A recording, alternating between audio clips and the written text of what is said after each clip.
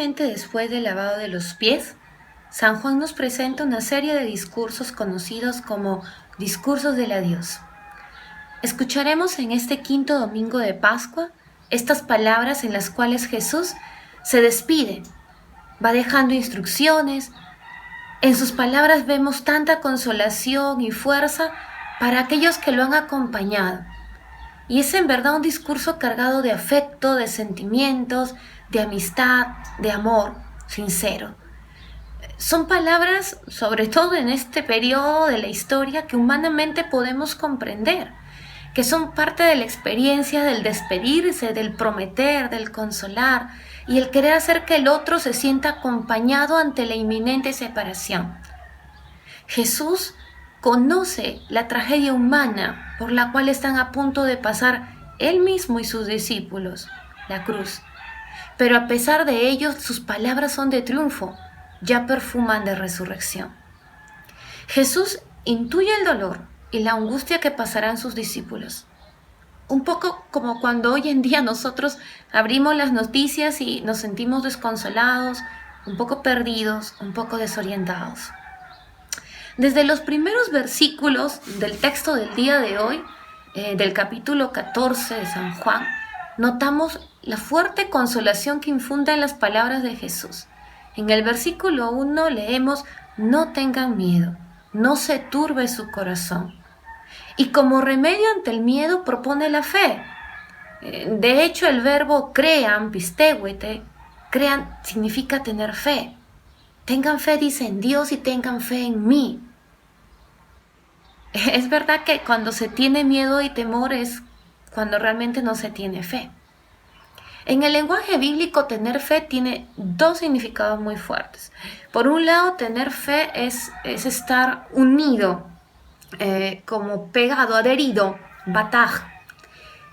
Quien está unido a algo, o cuando estamos bien cogidos de algo, difícilmente un vendaval o algo nos podrá tumbar, ¿no? Ese es el primer significado, la unión, podríamos decir. Y por otro lado, el tener confianza, amán, de ahí viene nuestro famoso amén, ¿no? Que es más bien el estar bien parados, con los pies bien puestos por tierra, como que sobre todo bien apoyados, ¿no? Eso significa el famoso amán, ¿no? Eso es tener fe, estar muy unidos a Él y con nuestros pies apoyados en Él, que dentro de poco veremos que nos dice justamente que es el camino. De hecho, Jesús continúa este discurso tan amoroso y familiar y empieza a mencionar la casa del Padre, la existencia de un lugar, un puesto, una casa, un espacio en la vida divina que está preparado para nosotros. Hay un salmo muy bonito que también en la liturgia, que nosotros como religiosos recitamos todos los días, es el Salmo 42, ¿no? Que expresa justamente este fuerte deseo de estar en la presencia de Dios. Y para estar en esa presencia de Dios es el mismo Jesús quien prepara el lugar. Y para llegar a esa presencia es necesario, nos dice Él en este quinto domingo de Pascua, que Él parta para que a su regreso nos lleve con Él.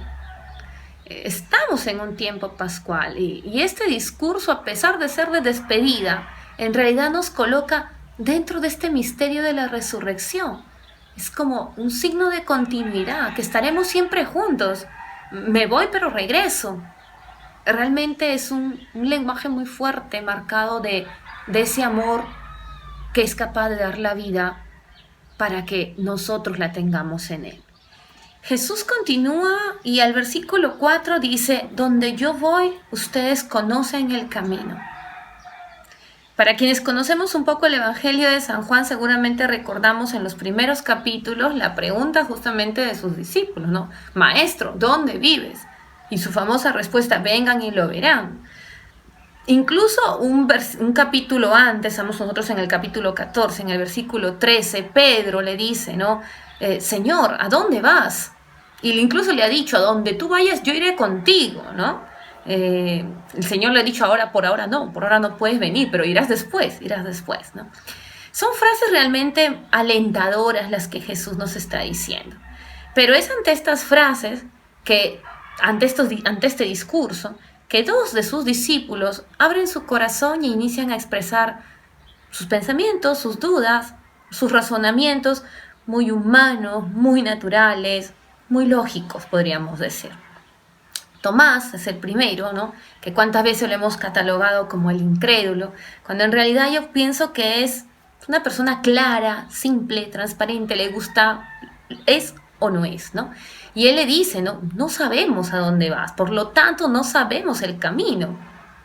Habla de un conocimiento, habla de un saber, ¿no? Y tiene lógica lo que dice un poco Tomás, ¿no? Si yo no sé el destino a donde tú estás yendo, mucho menos podré saber por dónde, ¿no? Y naturalmente Jesús va a la profundidad, ¿no? La vida del cristiano no es un aprendizaje de manual, no es un aprendizaje de un libro, ¿no? No es un conocimiento teórico, ¿no? La vida del cristiano es ante todo una experiencia de encuentro con Cristo. Hay que creer, hay que hacer experiencia de Él, estar adheridos, unidos a Él y creer en su venida, sobre todo, y amarla, amar ante todo la venida del Señor, amar ante todo que Él nos promete, que va para volver, ¿no? Y por eso Jesús una vez más utiliza este yo soy, que lo coloca en estrecha unidad con Dios. Nosotros ya la semana pasada lo habíamos visto, ¿no? Y les dice, yo soy el camino, la verdad y la vida. Sobre solo de esta frase se han escrito muchísimas interpretaciones, ¿no? Ya que es una frase muy fuerte, tiene gramaticalmente la presencia de tres predicados, ¿no? Que esto es casi un caso único al interno del texto, ¿no? Y bueno, para los padres, sobre todo de la iglesia, para algunos la interpretación más común era hasta hace algunos tiempos es que yo soy la vía y esa es la vía que nos lleva a la verdad y a la vida, ¿no? Otros también han interpretado más bien ese yo soy la vía como a través de la cual se llega a la verdad y de la verdad que finalmente nos llevará a la vida, ¿no? Y bueno, últimamente son muchos los exégetas y estudiosos de la Biblia que vemos más bien una relación de consecuencia, ¿no? Es decir, yo soy la vía porque soy la verdad y soy la vía, es decir, el camino es consecuencia de ser la verdad y de ser la vida, ante todo, ¿no? Y esto es importante porque para el ser humano es fuertemente necesario alcanzar y plantarse una meta, un destino, ¿no? Un hombre sin orientación, sin un camino, como tanto de nuestros jóvenes que encontramos a diario muchas veces, sabemos que el no tener un punto, una meta, puede llegar a una fuerte depresión, a una vida llena de angustia, ¿no? Y un cristiano más bien es aquel que sabe ponerse en camino, que sabe adherirse y apoyar su vida en Cristo, ¿no? No nos olvidemos que ya en el libro de los Hechos de los Apóstoles, los primeros cristianos fueron llamados aquellos del camino, aquellos de la vía. Muy bien, entonces Jesús nuevamente se autorrevela diciendo yo soy. Y esto que en realidad delante de los hebreos podría ser planteado como una blasfemia, no lo es, porque Jesús con su resurrección nos mostrará definitivamente la unión íntima que tiene con el Padre. Él es el Hijo de Dios, Él es el Mesías.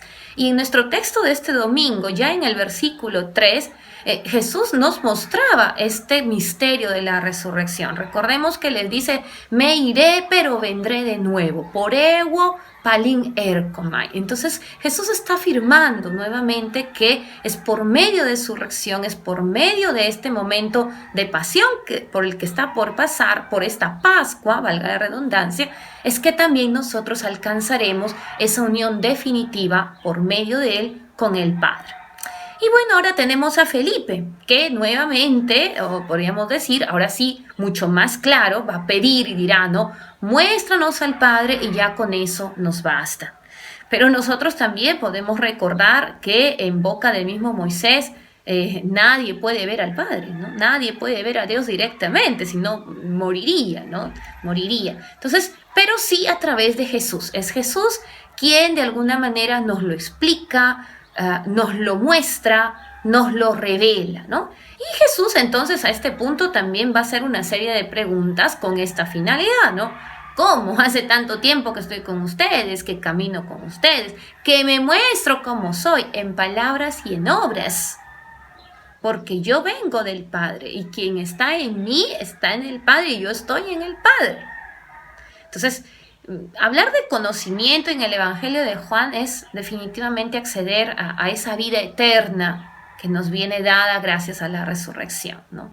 Y para conocer a Dios, también para el Evangelio de Juan, ante todo es necesario amarlo, adherir a Él en unidad, pero también en amor. En verdad, esta es una parte que me hacía mucho recordar al inicio de esta pandemia. ¿Por qué? Porque muchas veces el conocer no siempre está relacionado al tiempo y al espacio como nosotros creemos, ¿no? Muchas veces decimos, yo conozco a esta persona porque desde hace mucho tiempo que tratamos con ella, pero no siempre es verdad que la conocemos, ¿no? Se recordarán ustedes los memes acerca de las parejas al inicio de la cuarentena, donde decían, oh, finalmente estoy conociendo a mi esposa, a mi esposo. Bueno, realmente era una persona